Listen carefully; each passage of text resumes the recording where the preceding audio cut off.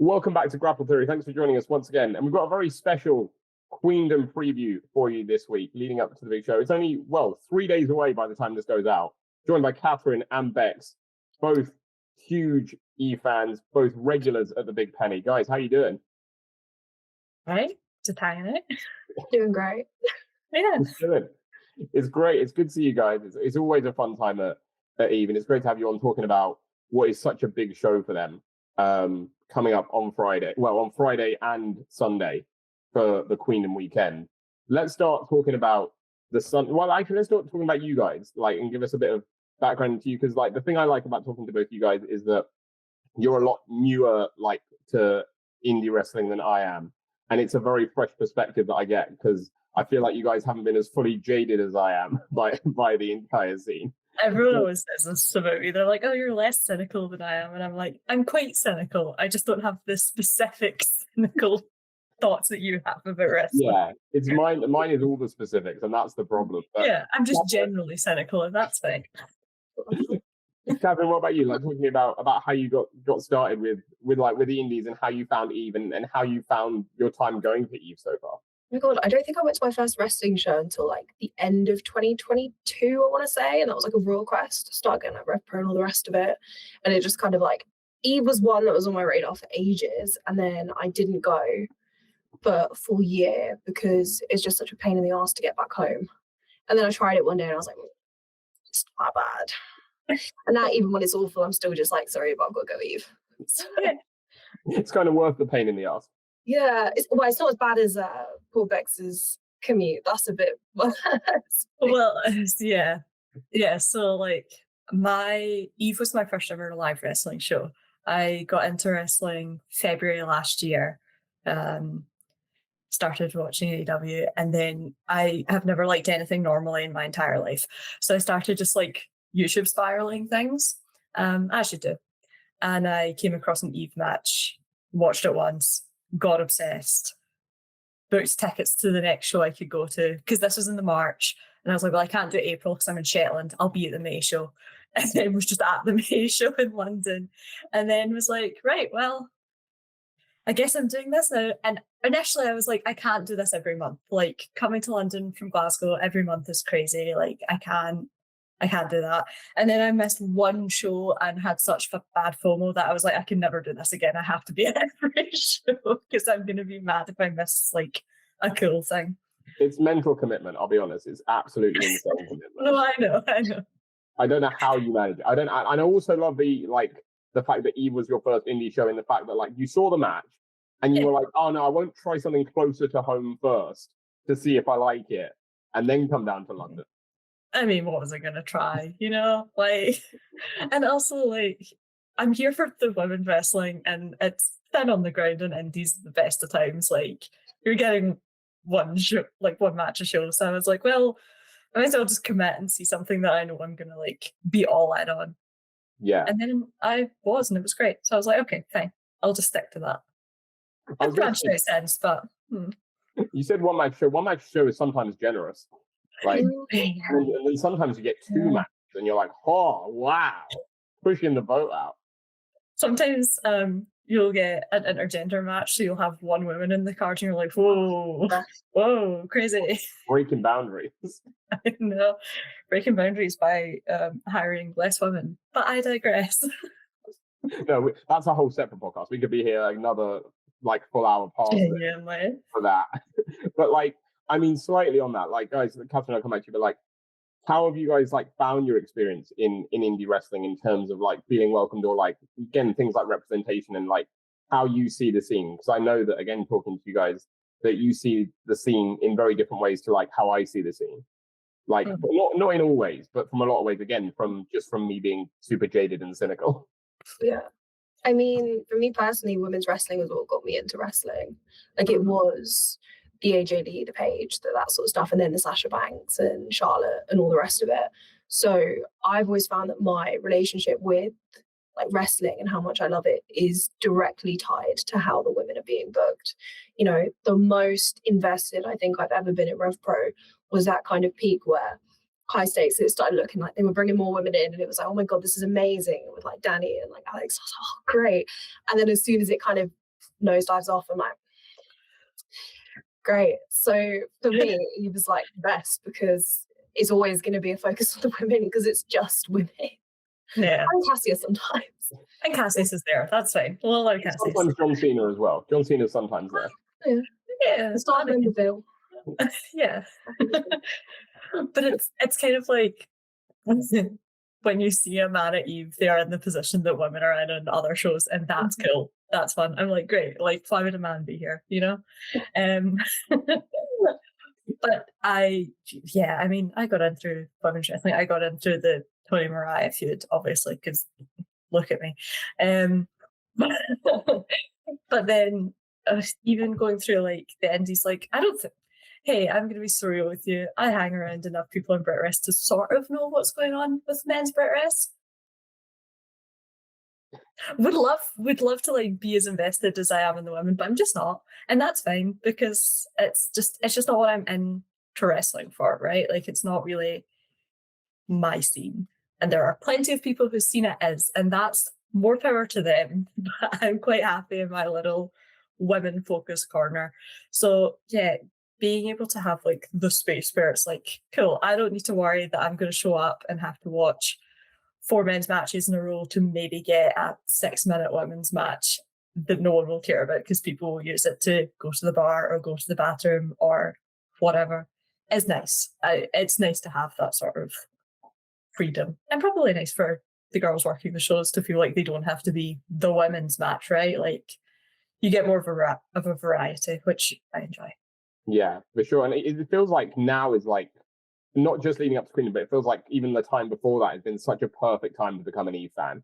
Because like I remember, what was it? It was like 2022, 23-ish, and Eve were running the Dome most months, and they were really struggling. I hope Dan won't mind me say that, but like they were struggling. Like they weren't even selling out the Dome. Like I remember Queendom, the year Saf won it, was like there must have been less than 100 people there. Like it was low. It was like bad attendance, and to see where they've come in that 3.5 years is insane. To now think they're doing 600 at the Big Penny, that show that Willow was on, and now they're about to do 1,200 at the Indigo. Is like, and I know there's certain factors to that have helped that, but like when you think about that, that's really mental to like have a 500 and then for one show a 1,100 person jump from what you were doing 3.5 years ago is crazy. Yeah, it's like so impressive.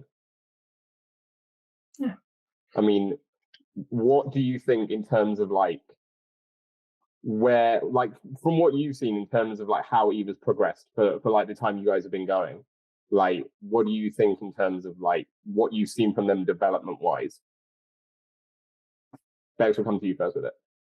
Oh, interesting. Be on the spot. Well, and also like in terms of watching it sort of month to month, it's obviously not been that long. Like it'll be a year in May, so like even in that time, like I feel they've really, in terms of like their online presence, they've really locked in a production value that I think makes it a little bit easier for people to get into because it's a little less, indie wrestling. You're always going to get a stream that's weird or the setup isn't going to be great, but it feels a lot more like smooth and contained, which is probably very helpful for the people who aren't showing up to the Big Penny every month, who get to like clock in online and then think, well, this looks good, this is something I'm into, I would give it a go, because you get that sort of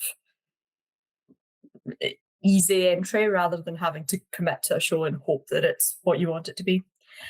And also just like, obviously the scene in the UK suffered so much from people getting poached, and it just sort of was dead on the ground for a hot minute there. So seeing like people start to come up the ranks and you start to see these people blossom into like real sort of top tier talent, you're like, well, of course, like the quality is going to jump up because you have more people that you can rely on to put on a show that you're like, yeah, this is high quality, this is worth your time, etc. And I think investing in that talent early, like, doesn't always pay off straight away, but when it does, it's like, oh, there it is. And then for the audience, you get the bragging rights of being like, oh, I got to see it with like the Big Penny with like 300 folk. And it's like, yeah, I would be bragging about it. I will be bragging about it when these people make it like huge in wrestling. And I'm like, you know, I'm the indies. And I'll be irritating about it because that's all right.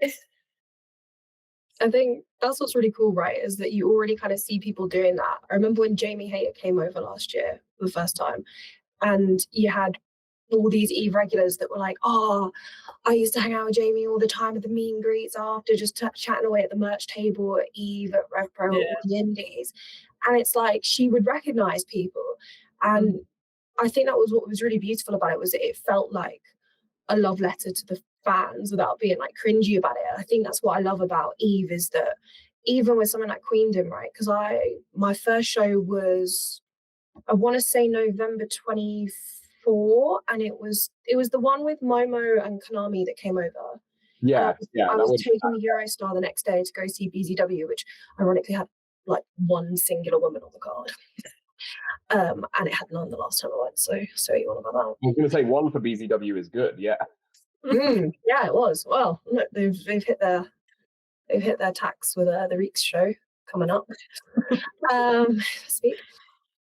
But I think what was really cool about that, I've completely forgot what I was saying anyways, is oh my, Jesus Christ. See, that's it, you get started on like dunking on another wrestling company for not booking women, and all of a sudden like all thoughts go out the window. But I just think it's nice that they kind of do give the respect to the rest of the talent. Like, even if you look at the Queendom card, right, you've got so many imports, and Eve are like really great for their imports, which is already really cool for fans, because, you know, we speak about other companies not really booking women. It means you're not really seeing a bunch of these imports anyways, you know. Where else are you seeing Emi Sakura wrestle? Where else are you seeing Azumi? Well, Azumi did the Rev Pro and she did New Japan. But still, like, Bozilla, she came over from Forbidden Door, that was your lot. You know, there's a whole bunch of names on there, Charli and Stat and Willow. You're not seeing them anywhere else. But also they're not being put in that position of like, aside from Charli versus Stat, your main event is literally Session Moth Martina versus Rhio. So say what you want about, it being an import heavy card. Yeah, great. As a fan, I really love that. Most of the matches are with Eve regulars, and the main's still two like long-term names of Eve. And I think that's just cool, you know? Yeah. And it's like the Eve regulars are a really good chance to like show out against the imports, because people are going to be like, oh, well, Willow's wrestling this match, let me go watch it. And then it's like, great, come and meet Nina Samuel. She's the worst and I love her. Like, it's really nice to be able to get that like exposure. Like, I hate to say it, but you know what I mean. And to get more people like looking at the talent that Eve has on their regular roster and thinking, oh, I saw like this person wrestle that person on Queendom. They were really good. Maybe I'll check that out. And it's like, sometimes that's all you need, right? To get like a little rabbit hole. I mean, that entryway for sure. I don't know how it goes for other people, because again, famously, I love to spiral. But for me, anyway, it's sort of like, I always say it's like reading comic books, right? Of like, you fall in love with a character, so you read a book that character is in, and then you're like, oh, well, these people are cool, so I'll go and read this, and then suddenly you're like miles down the line. Yeah. And it's kind of like that. Like, sometimes you just need an entry point. Well, that's the thing. Like that's exactly it. Like my entryway, right, wrestling wise, was back in Brighton with Riptide back in like 2017 when they launched, and they launched mental show. Their first show, the ticket was £10, and the main event was Ospreay versus Swerve Strickland. That's insane. But like that was my entryway, because again, like I'd seen Strickland in Lucha Underground, and Ospreay just got his big break like going to Japan, and I was like, shit, these two are really cool. So I went. But then that's where I saw like Chuck Mambo and Jordan Breaks and all those sort of people that I'm like, shit, now I'm invested in these guys. It doesn't really matter about what the main event is, because now I'm invested in these guys. And it's exactly the same anywhere else, right? Like, it doesn't matter how you get in there. If like you're exposed to indie wrestling that way and you find someone you connect with and then you come to the next show, it doesn't matter how you got there. Yeah. Like that's I think the beauty of it, and the beauty of this sort of card with having a sold out Indigo is going to be that people are going to be there for Stat and for Charli and for Willow. But then they might come out of it seeing Saf after a match with Azumi and being like, shit, she's amazing, because that's how they should be feeling naturally. As they should, yeah. After that match. And that's your entryway, right? That's like the thing that gets you through the door and thing that gets you coming back for more and more and more. I think that's what's so great about this sort of show coming up now. And the fact they sold out, I don't know about you guys. When they announced it, I didn't think they were going to sell out. I'll be real now. Like, I thought I that's thought they maybe would, but I thought it would take longer. Like I thought we would be looking at like a last minute like push of we're selling out like 24 hours before the show is happening. I We're thought that many quite a standing. way out. Yeah, the standing part was the interesting bit, that allocation. Because I saw Yeah. how few seats there were. I was like, yeah, standing's a tough sell because you think someone's got to have the bad view at the back. Yeah, Yeah. that's what's going to be interesting. I've got a standing ticket. I'm like, oh, I'm a little worried. I'll give you some still- queuing tips. I just did like 17 hours with my kid. I was going to say I won't be doing that. I'm not as brave for that. We're going to set up a queue. Everyone's going to have like numbers written in the back of their Yeah, hand. check-ins actually. Yeah. To be fair, And start 24 hours ahead of the show. Be prepared. I'll say that'll happen, and I'm not bothered. But then I want to be at the front because, again, I mean, if we're getting into the card, if Jessica Troy comes out as Charli Evans' mystery partner for that match, like that will be my version of the front for Florence. Like, Because I just caught up in that whole feud yesterday, by the way, after you sent me all those links. did you watch it all? Did you do everything? Yeah, I locked in for the whole day and was just like, cool, this is what I'm doing now. And I watched the entire thing and I'm like, So Katherine, Bex messaged me and she's like, oh, okay, I'm going all in on the Chev's Jess feud. Where do I start? And I sent her like, what, 6 matches, 7 matches? You watched them all in one day. Yeah. Ready for the sick. And so am I, to be fair. I'm really excited for that. The fact that Chevs is doing that match and then immediately coming straight here. No. Incredible.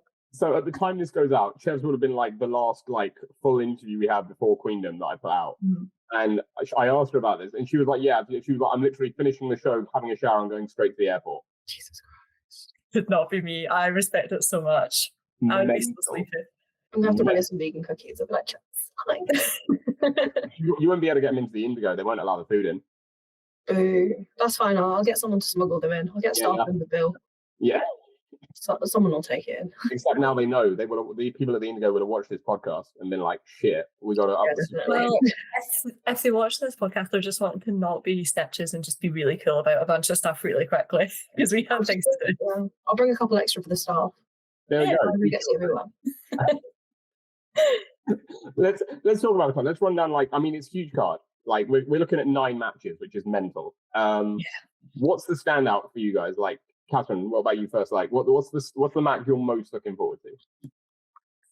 I'm quite excited for Azumi Saf because I love Saf. That's one of the things, right? Like, I've seen Saf since like she just kind of started the radioactive stuff in Rev Pro.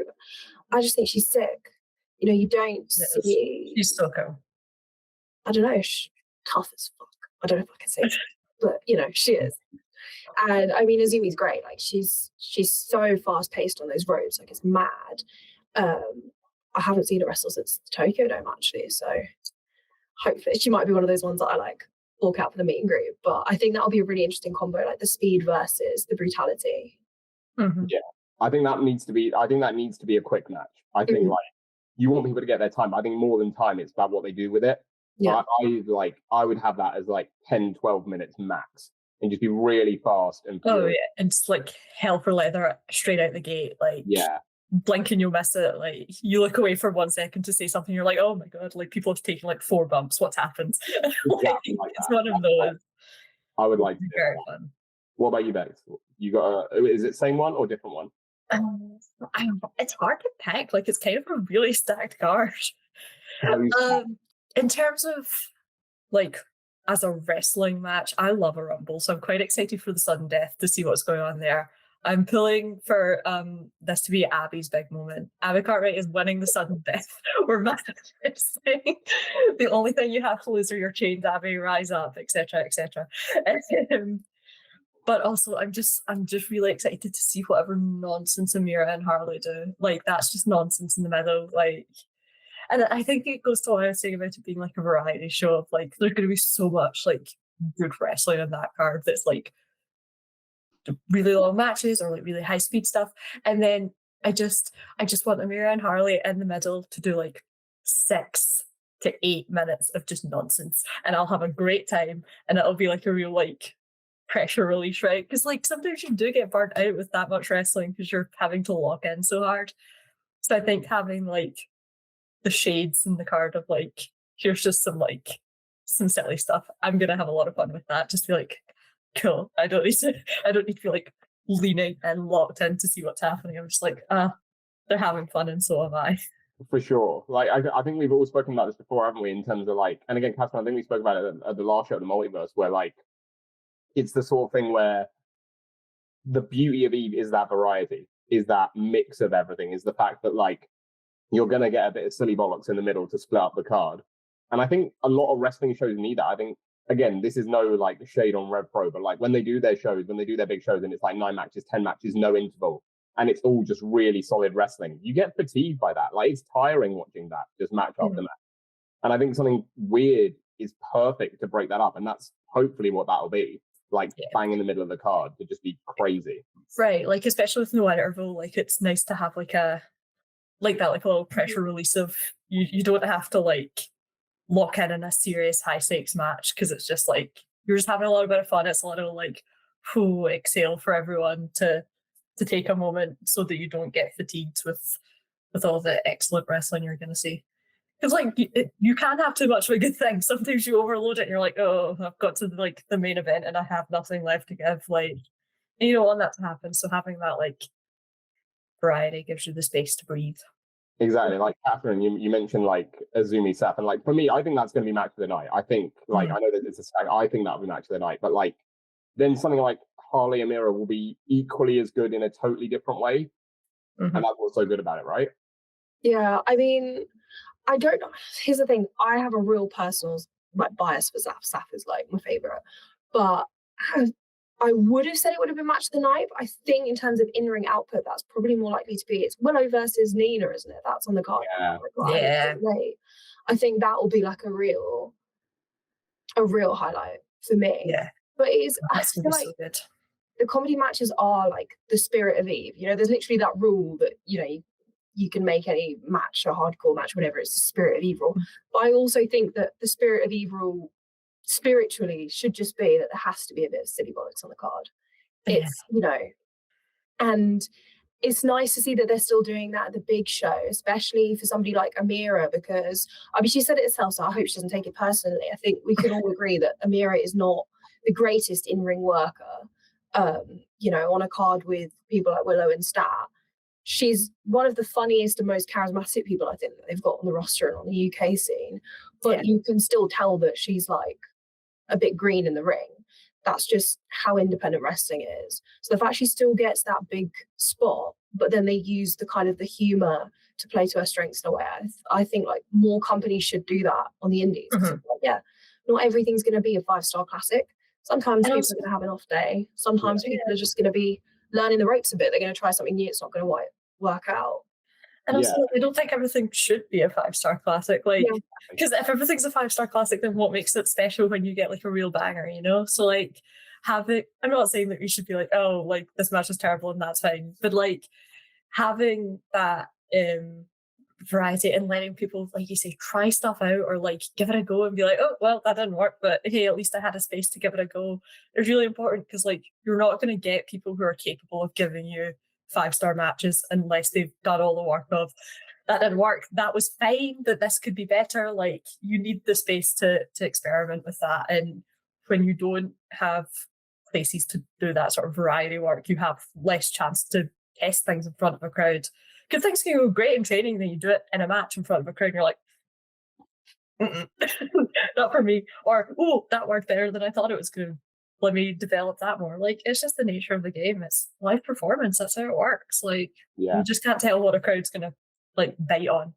You need the vibes. You need, like, this is the Rizzler match for me. This is like when AEW brought in the Rizzler and, like, Big Boom AJ and everybody was like, don't know about this one. And it turned out to just be, like, ridiculously silly and stupid and funny. And you ended up with, like, the Rizzler and Willow. I'm like, this is a bit of me. It sounds stupid. This is professional wrestling. This is the sport of kings, etc., etc. It is that. Where else are you going to get that? Where else are you going to get that? Like, that's the thing. It really is like that perfect mix of everything you want, or like everything. I think a lot of people, not everyone. Some people are like, I know some people who are like not looking forward to Amira Harley. Some people who are like really mad about the multiverse rumble, and I'm like, just have some fun. Like, have a wee laugh with it. Like, what's wrong with that, right? Like, I know. I mean, I'm not personally the biggest Harley Cameron shooter. I think everybody knows that. But even this, I'm like, this is the perfect spot for Harley Cameron. Yeah. Right. You know? That's the thing. It's playing to her strengths. And I think it's important when you have talent to know what their strengths are and where you can put them in a card and know that it's going to work better. Exactly. Like, you could put like Harley or Amira in like a bigger match or like a more wrestling match. And like, but this is the match where people will walk away having a greater appreciation of both of them than if they were just in a standard wrestling match. Right, like if this card had come out and they put Harley Cameron in like a technical match, I'd be like, okay, interesting. But it's just like, well, it's not what she's good at. Like, she's charismatic and she's funny, so like put her in the spot that lets her highlight that, and you'll get better output from her. You know, like yeah.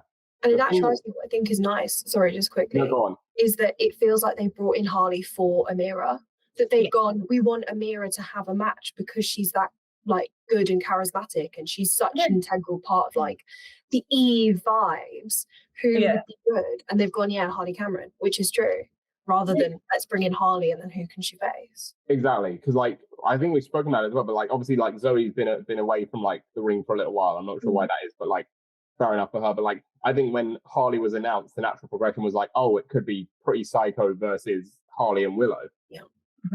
But this seems to work so much better because Willow then gets the standout match with Nina, which, like I say, will be phenomenal. Yeah. Because Nina is the one on the Brit Rest scene that I think like can never have enough flowers. You know, like she is. I know, like we've got people like Safin and Rain who's just gone, but like these people coming through and people like Alex who are there doing it now. But like in my mind, Nina is our greatest in-ring export on like the women's side for like a decade. Yeah. I think she's so highly underrated and so good. One of those things as well. Like, it's mad to me that no one has scooped up Nina, but also I'm like, but I can't imagine the scene without her. So I'm sort of like, oh, but you kind of can't, because I would miss her so much. Like, she's just so integral, I think, to this scene and to like the foundation of it. So getting to see her have this like match with Willow is like, and she's great. She's such a good heel, and Willow is such a good face that it's just going to be like peak wrestling morality, right? Like that's going to be like one of the most clear cut. This is who you boo. This is who you cheer, and it'll be great. I love it. My favorite hobby in the world is booing Nina Samuels. Like, I hate her. Like, that's great. It might be the first time, because she gets a few cheers with a big penny, so it might be the first time that we see a full crowd boo Nina. Splat. Yeah. Because realistically, who's booing Willow? Like, how is that happening? I know. But no, that would be great. I think that would be a standout match. For me, again, like you were saying, Katherine, with you and Saf, like, for me, it's Charli Evans. For me, that match is a match I'm going to book because, like, Charli was like my first ever favorite independent wrestler. Like, she came through the British scene. I remember seeing her again at Eve and at Riptide mainly. And, like, I just thought she was so funny. Like, mainly, like, she was doing a lot of stuff with Millie at the time. Like, Medusa Complex was just coming through, and I was like, these two are fucking hilarious. Like, they're incredible. Like, they're great in the ring, but also they just know how to have a good time. Yeah. And that was just a lot of fun to watch. And now seeing what she's doing now, like, she's insanely good. Like, the difference is night and day between what you saw then and what you're seeing now for Charli Evans. And, like, I'm so glad she's coming back for it. It's going to be great. Yeah, it was like you were saying about Nina, right? That you're surprised nobody scooped her up. Chevs is the one. I'm baffled. I'm legitimately baffled how you turn around and you get someone who has who's so sure of themselves. That's it, right? Like, it's so rare for you to find somebody that's like found themselves as a performer, that has their character carved out, that is competent in the ring, that's charismatic, that can carry a promo, that can work, and that wants to work for AEW. And yet, like, she's only just got a Ring of Honor match. I'm like, mad. The Iconics or the Inspirations or whatever they're going by now. I'm like, come on. Chevs is like the star. Like, give me Chevs versus Tekla. That would be like so cool. I would have such a great time with that match. That's incredible. The other match that I feel like Bex is very you-coded is, I said it to her when I recorded with her. I was like, you versus Martina would be insane. Yeah. It would be very fun. Like, that's the thing. And it's just like, she's such a complete package that I'm like, this is wild that you haven't been signed. Like, I have to have faith that it is coming. Like, we're manifesting, etc., etc. But yeah, like you say, it's so rare to see someone who is so rounded in every sense, and yet hasn't had that opportunity yet. And I know a lot of it is like luck and timing and whatever, but sooner rather than later, you would hope, because she's just so good. Like, I'm very, very excited to get to see her again.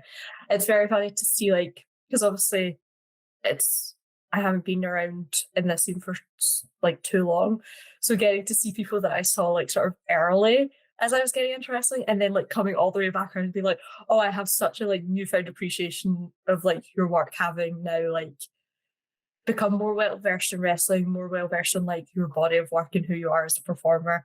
So getting the chance to like see you again is like, oh, I'm really excited about this now, because I felt like I obviously loved it at the time but didn't have the same context. And I got to see Medusa Complex like early when I was going to Eve, and was like, yeah, like they're really cool, blah blah blah. I got some merch, loved them, and now I'm like, oh, wait, I'm really excited about this now, because I have like much more of a grounding in it, and it's just, yeah, it's very neat. And I think like that's also a thing I really value about this card, is like we're saying, there's so many imports, but kind of like what you said about Amira and Harley, it feels like they've been brought in for the Eve regular roster rather than, well, we'll just see who we can put together once we've got the imports. Like, yeah, that's the thing, isn't it? It's like that's the thing. I think I know that like a lot of attention on like Eve and this growth in the last like year and a half has been on the Ospreay factor and the fact he's brought in these names, but these names have been used to put over the regulars. You know, like AV like has had insanely cool opportunities against Stat, against Aminata. You know, like Lucy Sky got Willow when she came over, and like they're using these imports to up the talent that's there. Like, I'm trying to go through the card now, but like, is Kris Charli the only match that's not got a Eve talent in it, and Eve an Eve regular talent? Because obviously Stats I think so. Is not like a regular, but like every other match has got an Eve regular, right? Like, which is like, that's the beauty of it, right? Like, you got this big standout match that was the first one announced, and that's what got a lot of people through the door. But like, now you're putting the focus on the girls who are there month in, month out, and that's what it's all about. Right, because like it's such a big show, and that's so exciting, but it's important that you don't lose sight of the talent that got you there in the first place, right? Like, they got you to a place where bringing in those imports was feasible. You had people who could carry matches against those imports. So like getting to see them be almost like prioritized in this card, I think is really important, because it's like, why would you want to turn your back on your regular talent, right? Just for the sake of putting the imports against each other for like dream matches or like marquee matches or whatever, right? Like, you want to give them that space and on that platform, because they deserve it, obviously. Like, they're the ones that got you there in the first place. Exactly. And that's why this card feels like a celebration, right? It's because like you look at it top to bottom, and like you've got the newer Eve talent coming through, like your Saps, like your AVs, like hopefully Lucy Sky will be, I'm sure she will, but like then you've also got the talent that was there in like 2017, 18, 19, like Chebs, like Jamie Hayter, like Alex Windsor, like Nightshade and Sky Smithson, and like all these people that help get you to the point you're at now. You know, it feels like it's a whole like history of Eve kind of show, rather than just this is now. It feels like this is what we've had the whole time, which is, I think, really nice. Like, it's really like, I feel like it means a lot. You can tell it means a lot to Dan. Like, for that show, and like just talking to him, you can hear it in his voice, like how much he wants this to be the most special show it can be. Yeah. But that's what's really cool about Eve, is I feel like everybody is there because they want to be there and they want to see the women succeed. It's not just that people are booking a match that they want to see, or they're bringing in the big imports, and now that they have the money, all of a sudden the OGs are getting tossed to the side. It's like, anyone can chat to Dan after the show, and you'll be like chatting away, and he'll mention some obscure match that you hadn't heard of. You know, I was chatting away, I was like, oh, you know, I need to watch some more old Eve, and he's like, oh, you should watch some Jenny Shadeen matches. I was like, I have no clue who that is. I'm so sorry.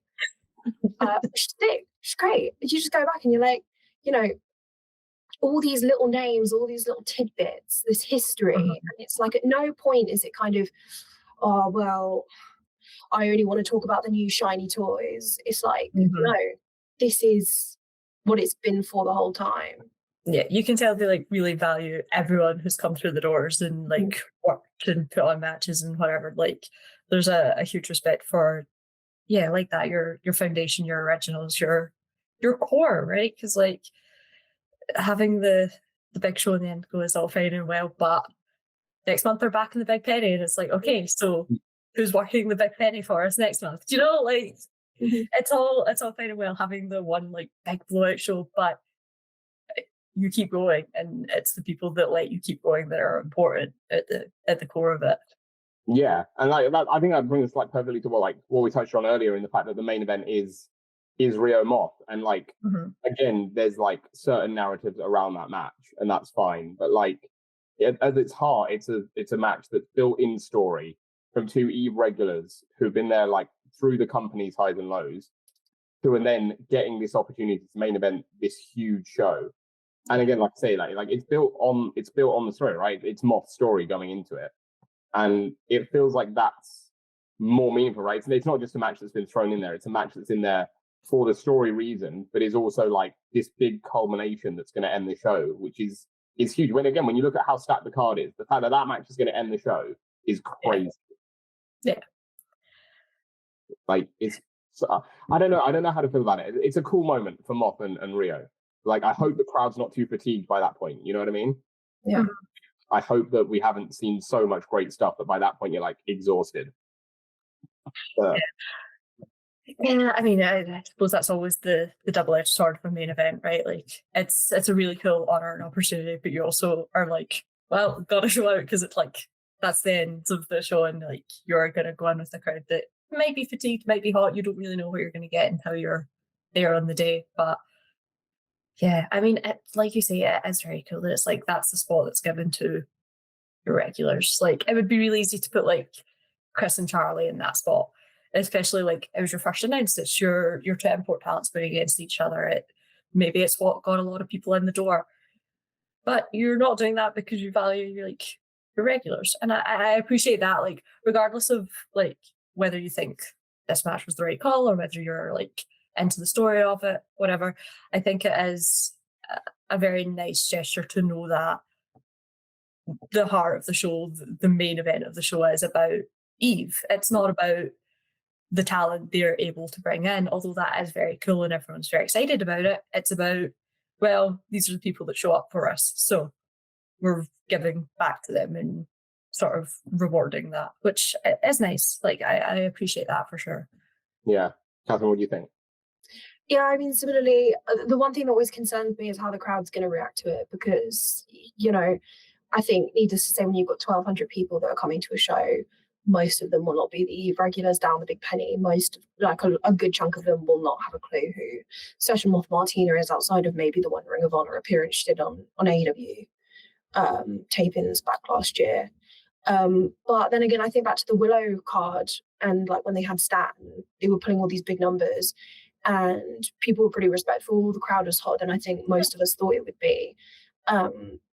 Similarly, I mean, they're doing meet and greet after, so I'm hoping you're not going to, have that awkward kind of thing where people start leaving because that's it. They've seen the big names they recognise. Yeah. And I think if Martina does a similar thing to that match she had with Su Yung, then I think we could be in for a treat. I don't know, I really liked that she pulled out kind of, a bit of blood, a bit more deathmatchy, bit more kind of hardcore. I think that was where it like really played to Martina's strengths. And I mean, I think we can all kind of agree that a bit of blood never hurt bit of blood never hurts as a fan. We all know my opinion on that. I'm always a fan of that.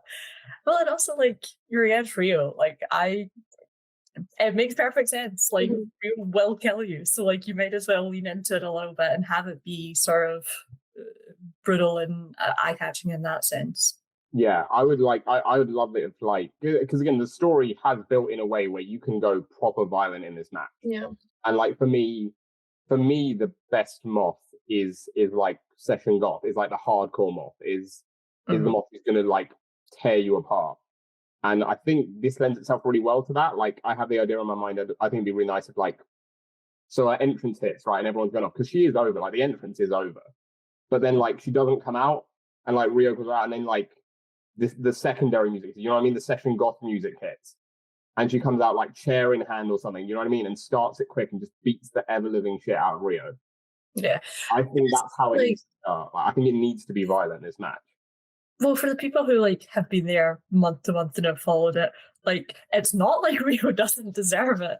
Like this is not a she's healed, but like she's only technically healed. She's really mean right now. She's being really mean to everyone. So it's not like it's going to feel unjustified if Moth comes out swinging and it's like really violent from the get-go. Because it's like, fair enough, because if you didn't start it, Rhio would have. Like, so I don't think it's necessarily to the detriment of the dynamics of the match to have it be that sort of like hardcore brawl from the get-go. Yeah, I think that's what, like, I think that will get the crowd back up as well. You know what I mean? I think that's what will pick the crowd up ready for it if it starts fast like that and gets them proper into it. Yeah. Otherwise, I fear that it could tail off and the crowd could just be too tired. Yeah. I can't really imagine many of the other matches are going to be quite like physical in terms of other weapons. I think we're going to end up with a lot of like classic kind of pure wrestling. So fingers crossed. Yeah. Well, again, like it gives you the variety of like you get a comedy match, you'll get some good classic wrestling, you'll get a hardcore brawl right at the end to send you off with like the adrenaline surge of they just nearly killed each other. Great, love it. And Moth's winning the title, right? As much as I love Rhio. Yeah, I also love Rhio, but I assume it feels like the natural conclusion to the story, right? Like you don't tell the story of you lose all the time, you get your confidence back, you get the title shot, you lose the title shot. Like, I mean, you could, and it would maybe be really interesting, but you probably don't. You probably don't tell that story. Although, if someone did want to tell that story, I would be into it. That's fun. I do love Rhio. She deserves all the flowers. Like, I mean, I said to you last month, anyways, Jamie, I'll say it. I'm like, she's, like you say with Nina, I also think Rio's a bit underrated. Just generally, that's another one where I kind of think surely somebody must want to give her a tour of Japan tour, little cheeky. I mean, a Mercedes match last year was great. I want her versus Willow at some point too. That's my agenda. Oh, that would be great. That would be very good. Like half the Eve roster now, and think in a year they could all be signed. Like you look at like AV, Saf, Nina, Rhio. Yeah. If they were all signed by this time next year, it wouldn't surprise me. It wouldn't surprise me. It's such a weird feeling as well, though. Of like, I really want that for them because I really want like them to get those opportunities and for more people to see them. But also, I'm like, please don't leave me. Yeah. Please don't go away from me. What will I do without showing up every month at the Big Penny to see you guys wrestling? Then being like, wow, how has no one given them a shot? And then they'll give them a shot. And I'm like, oh man. What are you going to do if you can't boo Nina? Who knows? What am I going to do if I can't get Nina's brownies? Actually, is the real pressing issue here. Like, what are we supposed to do? I'll say out here now that the cookies are better than the brownies. She doesn't bring those up anymore. The cookies are better. I can't comment on either. Sorry. The brownies are very good. I've never had the cookies. I'll keep an eye out.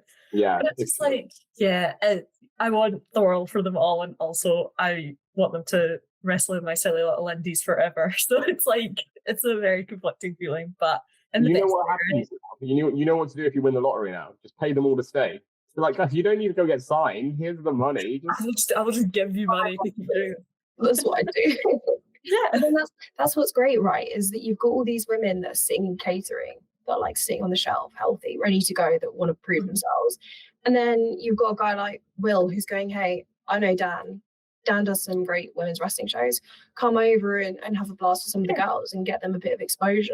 Because that's the ideal world, isn't it? You're able to get the big imports in, and then actually, you know, you're making the independents more profitable, so that then it's not just, hey, get signed and never come back. Exactly. Well, that's the thing. Like, let's talk about, because, like, again, the Ospreay factor is like a huge narrative going into the show, and like it has been for Eve for the last year and a half. And like anyone who goes to the Big Penny, like we all do, like month in, month out, will know that it's more than just that. But like, it's like you were saying, Katherine, with like talking to all the talent there and like to Dan about, like, you can see how much they care. Like, Will's not doing this just because he can, like, because as an exposure thing, as like, oh, look what I'm doing thing. Like, you can tell he cares about it, because the fact is that Will Ospreay does not need to be spending his free time doing this. No. Like, he's busy enough. He has enough of a tough schedule, and he's been injured for it. You know what I mean? Like, he needs a rest. Yes. Like, even if he wanted like the good PR of being seen to be involved in like an independent women's promotion, right? It's like he doesn't need to be there like sweeping thumbtacks out of the ring or like changing side plates on the belts at ringside or stacking chairs or tearing down the ring. Like, he doesn't really need to be doing that, but he's there like pretty much every month, and I respect that. Like, I think that's very cool. And I think it's very funny that on like a standard monthly show, like, people just don't really care that he's there, and I don't mean that in a bad way, but it's just like he's just sort of part of the crew, and I think that's cool because it's a credit to the audience they've built, that it's like they're not there for the chance to see like Will Ospreay. They're there because they're like, well, the girls are working and we like the work that's being put in. Yeah. So I think that's cool. It does make it very funny on like Forbidden Door week, and it's like, oh, why are people queuing to talk to him? I get weird. I was just like trying to move past. I was like, I can talk to Rain. Like, can we move? But I think that's cool, and I respect that a whole bunch. So yeah, I think that aspect is maybe something that people don't realize if you're not there all the time. But like, he's putting a shift in. He's putting in a ring crew shift. Like, that's just what it is, and I think that's pretty cool. Yeah. I mean, I think you definitely know, like, I wasn't the biggest Will Ospreay fan when I first started coming to Eve, and there's still some things where I think he caught a bit of flack for it, and he deserved it. And you know, there's a conversation to be had about transparency in wrestling overall and what that means for certain situations that go on. But also, you know, you can't knock him for what he's done in Eve. And as much as people go, oh, it's the Will Ospreay show, Will Ospreay presents Wrestle Queendom, I'm like, you have to shift the ticket somehow. Basic marketing, like, it's not, like, it is what it is. Will can give someone Dan's phone number, he can give Dan, you know, Willow's contact or Stat's number, but if they're not going to put on a good show and the girls aren't going to be interested and the fans aren't going to come, and you know, there's so many other factors outside of just here's a bit of money, come over to England and like we'll put you on the show. Like, it's never been about that. I think all of us as regulars can see that, and he's just you can't say he doesn't care. Like, I remember chatting to him last show and I was like, just genuinely thank you for like giving them a bit more of a platform, because every single thing is like collaborating with Will Ospreay, is him giving the retweets, him giving to people who have like 100 followers, all us randos. He just finds us anything you need, like a dog with a bone. You breathe about Pro Wrestling Eve, and Will Ospreay's in your notifications. It's like, how did you find this? Like, why are you here? I didn't even like mention the promotion by name. I didn't mention any of the wrestlers by name. One of my friends posted a screen cap of the stream with no caption, and he was there, and I was like, it's really impressive. I'll give him that, because you just can't get shot of him if you're talking about Eve. And like, fair play, because he has the platform, so you might as well amplify what you're doing and hope that it's enough to get eyes on it.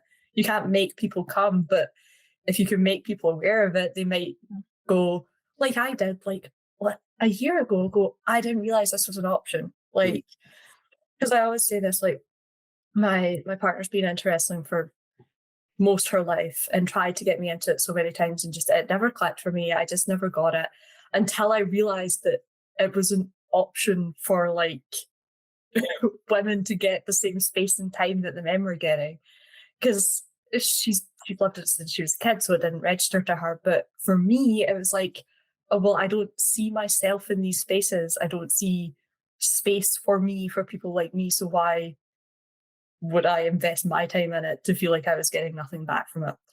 But then stumbling across really good women's stories, really good women's feuds, Eve as a women's promotion, it's like, oh, if someone had shown this to me earlier, if I got my eyes on this earlier, I'd have got it. So sometimes all you can do is give it to, like, show it to people and be like, it's available, like, it is there, you just have to find it. Well, that's the thing about wrestling, right? I think the fundamental wrestling story to tell is like your David versus Goliath, you know, your underdog, baby face. And to me, women's wrestling is like the ultimate underdog. It's the same like when when you see creators like people of color and they're talking about like representation of like Black wrestlers or like Hispanic wrestlers, and you get all these different people and they're saying like, I see myself, I see queer wrestlers, I see women, I see people of color that look like me. It's like, because it's not always been that way, that they've had to fight for those opportunities even harder. And then when you kind of see them get that showcase, it's a bit more like, oh my God, I'm extra happy for you now. Yeah, it's like a little cathartic of like, oh, I know that you've had to struggle for this, so I'm more invested because I have that relation, that sense of, I know this was hard for you to get here. Yeah, I think that's the thing, like, Dex as well, like, in terms of, like, your wrestling journey, that's what, like, I think I love so much about, like, what Eva's brought, but also what, the scene is at the moment, in the fact that, like, you went to your first show last year, and then you started training, and now you're, like, this level of into it, and I love that. Yeah. You know what I mean? Like, I think that's the greatest thing, because I think it shows exactly, like, people there will want to watch wrestling, want to be part of wrestling, as long as you give them people who they can identify with. Right. And it's like, I've said this recently because I rewatched it a lot and realized it was true. But like, when you see women who wrestle now getting asked like, oh, what made you want to wrestle? And the stat, like, the very common answer is it's Bayley and Sasha NXT TakeOver Brooklyn, right? My Bayley Sasha is the Alex Windsor Charli Morgan fight to the finish in Eve.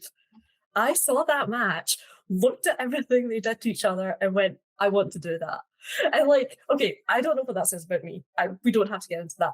But it was looking at a match like that, which was allowed to be as brutal as like men would be allowed to be. It had a story going into it. It had an emotional catharsis at the end. It was a complete, like, I didn't know either of those women going in. I'd never seen an Eve match before. I didn't know who they were. And I got to the end of that match and like fully crying. And I was like, I didn't realize that it could be that. And I was like, oh, I get it. Like, it clicked in my head. I was like, oh, I understand why people get invested, why people want to do this. And then I started training like 2 months later because I'm not well. But it's just, as soon as you're giving people that chance in that space, it's like, oh, you're going to make more fans. You're going to make more people who want to work in this industry, to do things in this industry. And that can only be a positive, like diversifying your scene and diversifying the people who are going to contribute to it in any way, whether that's like writing about it, going to shows, working ring crew, doing production, any of those things is only going to be a benefit to you. Like, there's no sense in gatekeeping it because that's the way it's always been. Like, makes no sense. Yeah, no, I love that. I think that's amazing. And like, again, we'll wrap up soon, but like, in terms of like a final Eve push plug preview kind of deal, this will also go out before a Friday night show, which again, stacked as hell. Like, that could have been Queendom on its own. Like, that they could have run that as Queendom and it would be huge. Like, right, like so many good matches in the background that I'm like, everyone should go to that too. Like, Jamie Hayter, Miyu, Yamashita as the main event. That's not at the Indigo. Like, that's mental. Also, the return of French art. We love French art. Oh my God, French art. that match they had with Lallie was incredible. So like, good. Unbelievably good. Yeah. And like, Dash and AV is going to be a banger. That's a match for me. That's for me. So I'm very excited for that. Like, that Friday show is going to be immense also. Like, it's just such a good long weekend of wrestling. Like, fair play to them. They should have done a show on Saturday as well. Extra show. Oh my God. I think that would have actually like be done. You'd be like, never again. You need the Saturday for everyone's trains to like let everyone recover after the messed up trains. That would be fun. Not me. I'm staying in London for like 11 days. That's going to be great. You're not doing your usual, just head straight back. You got a proper run of it this time, which is nice. Yeah. A bit of a break, right? A break from not being on trains. Yes. That Friday show is going to be excellent. Also, I'm really glad they're still running the Big Penny show. Like, I know it's probably going to be a lot for them, like, because that's a very heavy weekend in terms of workload. But I always think it's nice to like do the regular show anyway. Like, Yeah, just keep at it, right? You got to be at the Big Penny. It wouldn't be a month without a visit to the Big Penny. Right, like you got to shop to the Big Penny. I have to be angry at people for queuing like an hour and a half before doors. Like, it's tradition at this point. Some of them are ridiculous. Like, no judgment to any fans. If you want to do it, that's fine. It's your prerogative. But I will never understand it. I will. What about it's you? your prerogative. I will sigh. Queue for 12 hours to get to the front of a show. Who would do that, Katherine? It's mental, isn't it? Listen, I have my goat, and that's my goat, and I will do anything for my goat. Actually, I won't camp overnight. Like, you know. There's a line. That's fair game. Be fair. Like, and that wasn't fully fair because like you were standing, and that's like some people queue from like an hour and a half early, and they're sitting, and I'm like, why are you doing that? You have a seat. I've never understood that bit, but you know, what can you do? But yeah, I think it's really nice they're running the Friday show still, because again, you're going to have people that are going to come along because they're in the area or because they've seen it. Maybe they couldn't quite make the Sunday show. You know, you're still going to be able to have the regular thing. You're almost introducing more fans to like the Big Penny Social as a venue. People can kind of see how the month-to-month travel would fare. It's like a good way to dip your toe in terms of like, could I make this more a regular thing? Which is good. Like, that's ultimately what you want, isn't it? Yeah, exactly. Is there any like wild card for you on these shows that you weren't expecting that is a crazy good bit? Like, so for me, it's Johnny Robbie. I love Johnny Robbie. I'm so excited for this. Johnny Robbie's a crazy cool one because I'm like, when they announced it, I was like, oh, like especially when they announced the SD16, I was like, they could bring her over. Like, they could bring a few of these people over. But I was like, maybe not. Maybe it'll be like that would be more the showcase of like the regulars and the homegrown talent.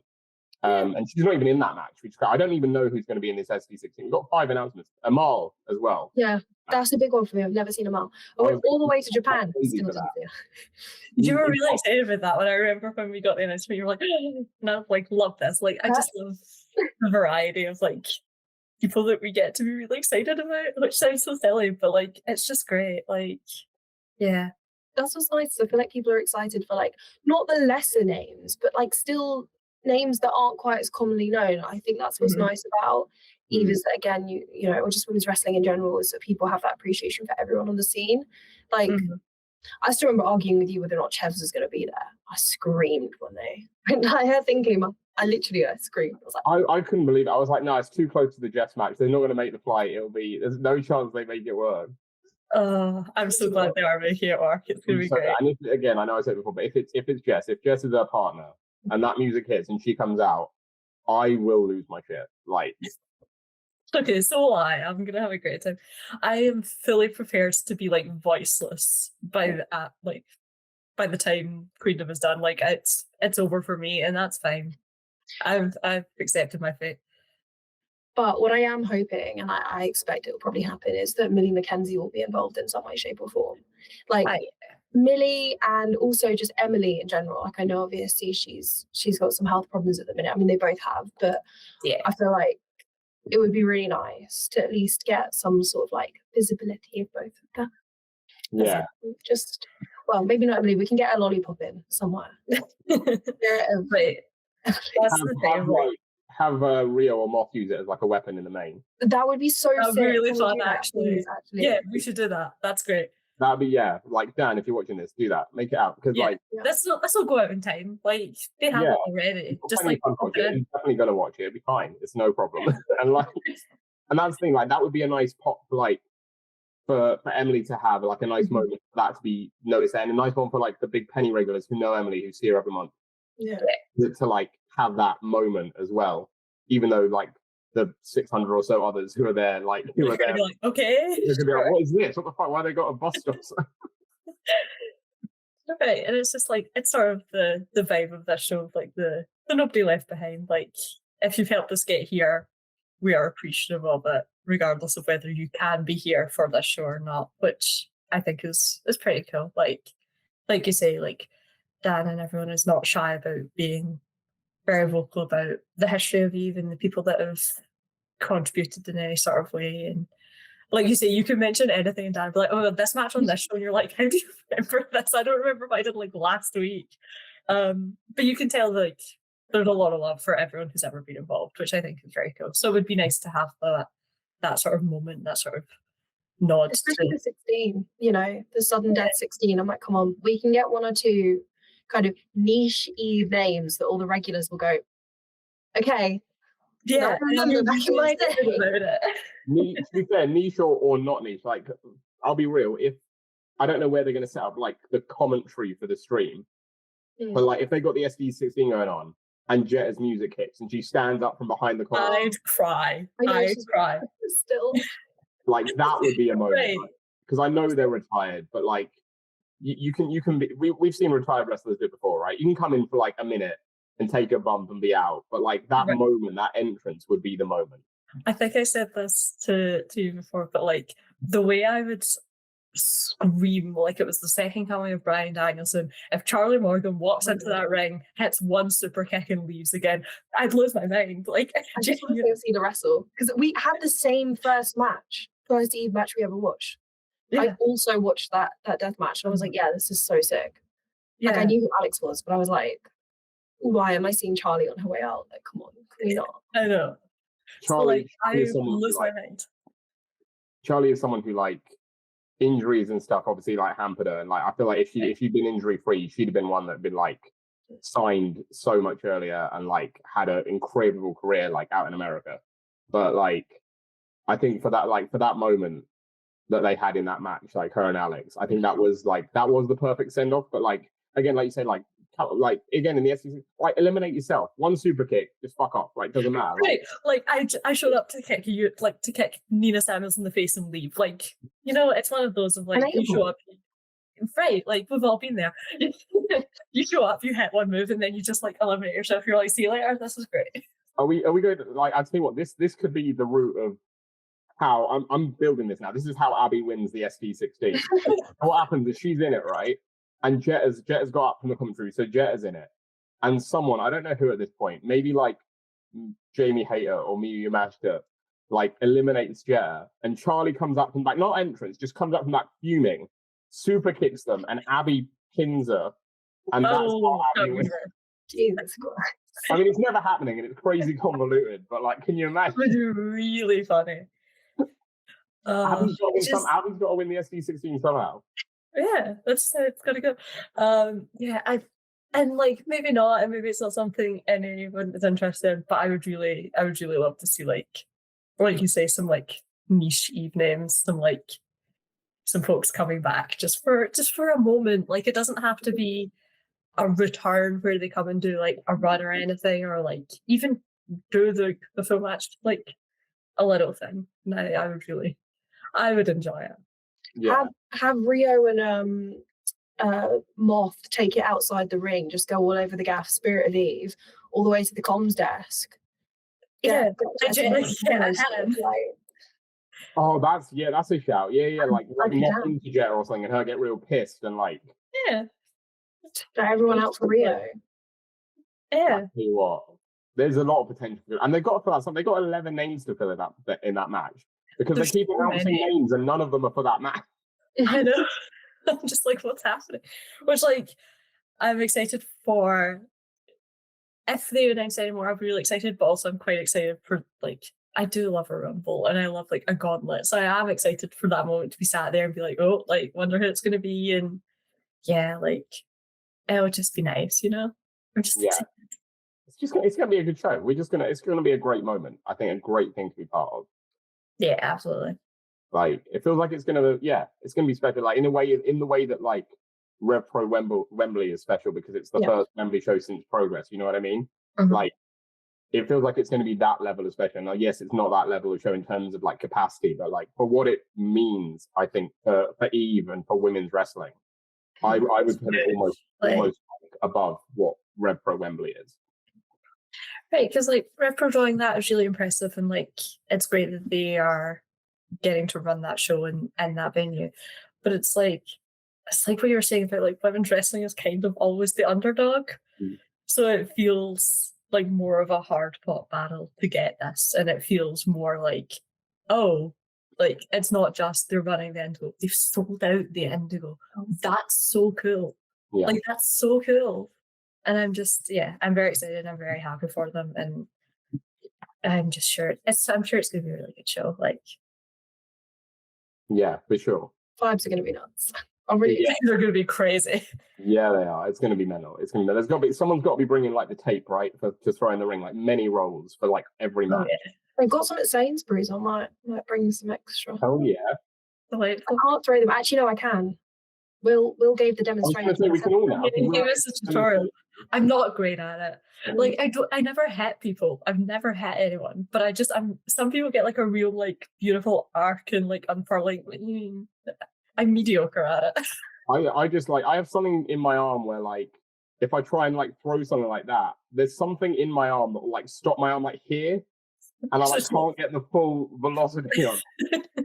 So like my arm just gives out halfway through, and I'm like, fuck's sake, it just dips like so quick. I will exchange bracelets for streamers. You'll hear me coming from 3 miles away. I'm gonna say the rattle will just be crazy. You're gonna be like in the venue. There'll be people in the venue, and you'll be like walking out from North Greenwich Tube, and there'll be this rattle. Just hear me. You know, like in Jurassic Park where the water's just the water start. Yeah, that's me. That'd be great. But yeah, the vibes are gonna be so good. I hope everyone like shows out in terms of like being there for the girls, because like wrestling's kind of collaborative. Like you need your crowd to get on board.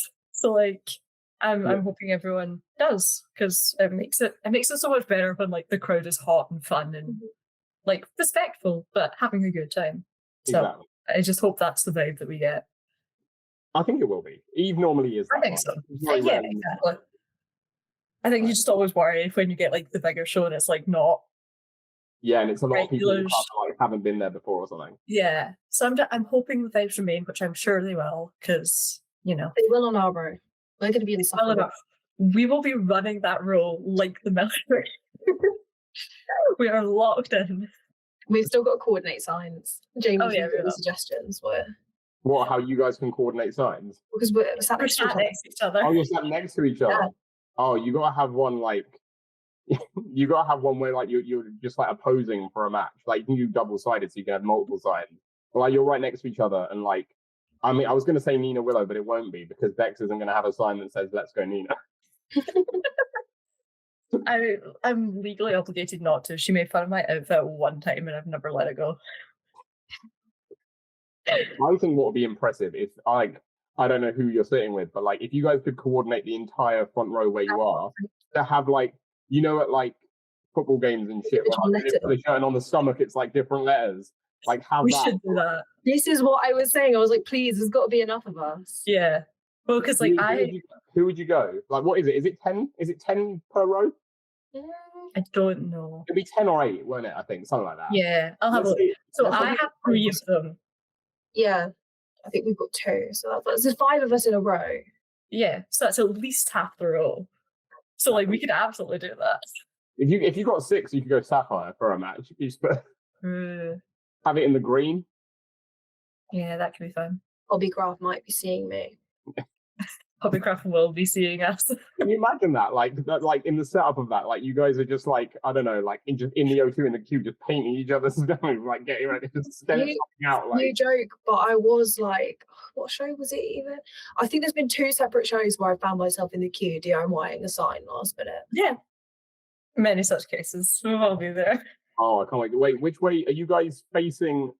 The standing section, or are you facing away? Like, are you facing where the other seats are?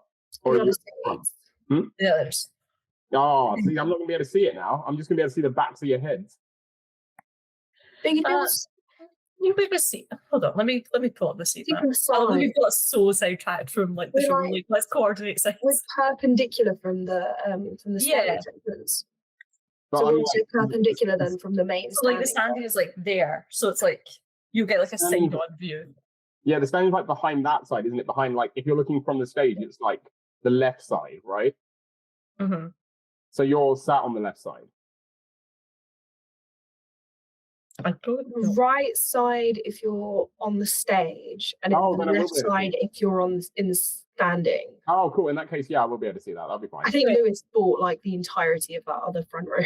I mean, I'm still praying that a seat comes up and like I can snag a last minute one. Because if I'm honest, like I normally prefer standing, and then a few days ago I realized just how long this show is going to be. Yeah. I'm like, I'm old now. Like, I'm. You got to queue early. I'll help you queue. I could be your placeholder. No, I would never ask. There's going to be so many of love us. We queuing. could swap out placeholders, to be honest. Exactly. Like, We'll take shifts. I've got We'll like, to Las Iguanas will be seeing like, us. quick pass thing. I don't know what time that opens, like the early entry thing. But I've got that. Right. Hopefully that'll help. You'll be fine. But like, yeah, if I'm honest, it's mainly just because I'm old now. I'm above 30 now, so Saf would say that I'm ancient. And so I was like, shit, this is gonna be like a 4-hour show. I'm gonna need to sit down at some point. I do vaguely remember Dad saying like, "Oh, the front row seats are like ringside," and I'm like, "Oh, we're gonna have to move so much." Oh my God, we're on the move side. Oh no.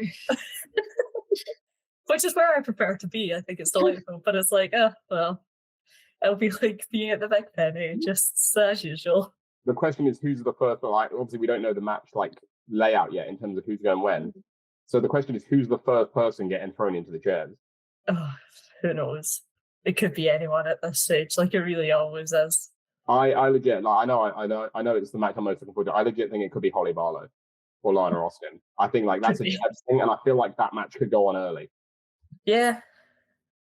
But yeah, I'm excited to have to move out of my chair at the Indigo rather than at the Big Penny. That's a fun change of pace. Different feel, right? Different feel. Bit of change of scenery. Love it. Well, before we wrap up, I want to ask you guys, because again, I think this has been fun. I'd be more than up for doing like other different stuff if you guys are up for it in terms of having you back on. But like, what's something that like away from Eve, you guys would like anyone who's watched this to like sort of take away from like when they're viewing indie wrestling or like taking part in indie wrestling, or how the scene can improve? Because I know you guys are both quite opinionated on stuff like that. And I love hearing the thoughts. I think it's great. Again, because like personally, I think like since coming back from the pandemic, like getting to know like you guys and like your groups has been like one of my favorite things, because you have such a different view to what I had coming back from it. And you're not as like, again, like jaded and stuff as I am. And like, I just enjoy hearing what you have to say about stuff because it makes me think about stuff differently. And like, I really appreciate that because it's nice to see things in a different perspective. I'll go first. I think for me, what was interesting is when I first started watching wrestling, I always thought that when I first saw wrestling, I only ever saw WWE, and I thought that, exactly what WWE wants you to think, which is that that's the best wrestling. And I think most of us can agree it's not. It can be decent, but it's not what I love about wrestling. And I think that people still have that kind of bias, it's like where people go, oh, well, Japanese wrestling is the best, or AEW is the best. And people have like their biases. And as much as people go, oh, I love independent wrestling, sometimes it's not the best. It's never going to be the best top to bottom on the card, because that's not what independent wrestling is. It's where people learn. But also I think a lot of people tend to write it off as kind of, if people were worth their like 2 cents, they'd be somewhere else, they'd be signed. And oftentimes that's not the case. I mean, Christ, just look at people like Kanji, look at people like Rhio, look at people like Saf, Nina, where when you give them the opportunity, they can thrive and they can really, really, really knock it out of the park. So I guess my takeaway for people would be just go into it with an open mind, and also just like, they are good. That's why these women are still here. That's why everybody's still here. Not even just the women. Like, Christ, look at Nico Angelo. What a weapon. Book Nico more. Just because they're in some small little bingo hall. Bryan Danielson used to wrestle in Bognor Regis. Like, give it a punt. Go down your local. You'll be surprised.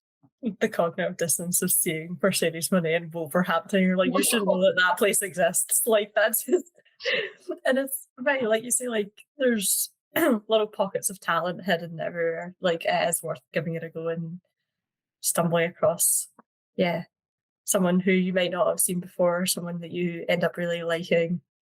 And again, then you're there at the start, so you can brag about it. I really think a lot of this comes down to you will get such good bragging rights, guys. Like, you will be in early doors, your stocks will pay off, it'll be wonderful. What's my take on the indie scene that I want to leave off with, of which I have many? I think being so new to it, I think what I've noticed, and I don't necessarily think this is an easy fix, right?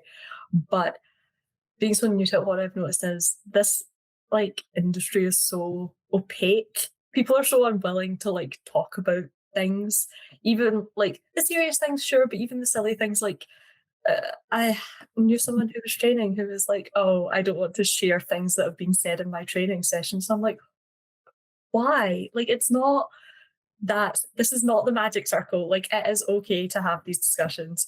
And I think sometimes we can be hesitant to talk about things because you think people will judge you for your opinion. You think, like, I don't know, you have some sort of sense of wanting to protect the business or whatever. And it's like, I think we would do a lot better in the independent scene for everyone to share knowledge freely about everything. And I just think it would be nice. Like, it would make it feel a lot more like a community and less like little pockets of cliques where it's like, oh, this person knows this or this person knows that. And then it's like, well, cool. Because it can be really intimidating for any sort of new thing, right? But to come in and to feel like an outsider. And I was very lucky in that everyone I've met along the way has been very welcoming and kind and lovely, and I've made lots of lovely friends. But I think it's worth being open to welcoming new people and new perspectives rather than sort of being resistant to that, because I think that's how we find a lot of it stagnates. Love that. Yeah, absolutely spot on. Absolutely spot on, both of you. I think that's great. I think it's great. Final then, quick fire. Before this will be literally the end, so I'm going to put the end graphic on this. What's your like indie wrestling dream match? And I'll start. Mine is easily Kanji Destroy. Like, I need that to happen. I need that to happen at some point, and I don't know if it will, but that's what I want. I'm still pulling for Kanji Zach. Please, my God, it came so close. Picture of them together. I was like, oh, I fought for it. Like, seeing them hang out, I was like, oh, that would be nice. Bonus points if it's a ceasefire, because free Palestine. Yes, yeah, oh yeah. Oh my God, I haven't got it. I've got my little pin. There we go. I think I'm getting to my first ceasefire show soon-ish, providing everything works out date-wise. I'm trying to catch more things. I don't know, what is my dream indie match? I'm under pressure now. It's you, right? It's you. It's me, yeah. Queendom, what, 9, 10? We'll see how it goes. This is Abby Cartwright. It's a blood feud. It's not. Abby would never do a blood feud with me. She would do a standard wrestling match. Yeah, I mean, I keep a list of dream opponents. I would like to wrestle some people. I'll put that out there one day when I get around to it. Yeah, I have people I'd like to wrestle. Let me do that. I'll do that. Love it. Love that. Will's going to get booked right now. Please don't. I would be really scared. No, I've told you before, you're in the SP16, right? Yeah, that's it. That's actually why I have to be front row, because I'm going to enter from my seat. Pop. Huge pop. I mean, like, there's going to be a huge pop from like 10 of us, and no one else is going to know the fuck's going on. I'm the first person to go through the chairs. It's just someone throws me out of the ring back into my seat, and I just sat there for the rest of the show like, man, okay.